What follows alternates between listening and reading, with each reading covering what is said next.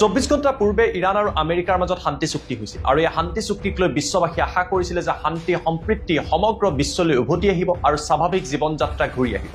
কিন্তু 24 ঘণ্টাৰ পাছতে এই শান্তি চুক্তি সফল হ'বনে নহয় তাক লৈ প্ৰশ্ন উত্থাপিত হৈছিল।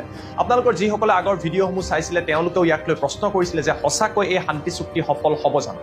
এই মুহূৰ্তত যিবিলাক ঘটনা সংঘটিত হৈছে তাক লৈ প্ৰশ্ন উত্থাপিত হৈছে যে আমেৰিকা আৰু ইৰাণৰ শান্তি চুক্তি কিমান দূৰ সফল হ'ব।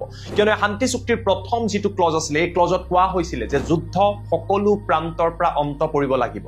কিন্তু ইজৰাইলৰ তৰফৰ পৰা কোৱা হৈছে যে আমেৰিকা আৰু ট্ৰাম্পৰ শান্তি চুক্তি তেওঁলোকে নামানে আৰু লেবাননৰ বিভিন্ন প্ৰান্তত বিশেষকৈ দক্ষিণ লেবাননত তেওঁলোকে নিজৰ আক্ৰমণ অব্যাহত ৰাখিব।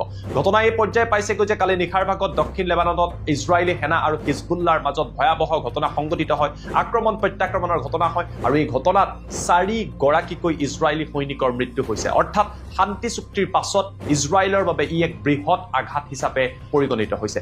স্বাভাৱিকতে প্ৰশ্ন উত্থাপিত হৈছে আৰু ইৰাণে কৈছে যদি যুদ্ধ চলি থাকে আমি শান্তি চুক্তি নকৰো। এতিয়া ডাঙৰ প্ৰশ্নটো হৈছে সঁচাকৈ শান্তি চুক্তি সফল হ'বনে, কিয়নো আমেৰিকাৰ উপৰাষ্ট্ৰপতি জেডি ভেন্স ছুইজাৰলেণ্ডলৈ যোৱা কথা আছিলে আৰু এই মুহূৰ্তত সেই যাত্ৰা বাতিল কৰা হৈছে।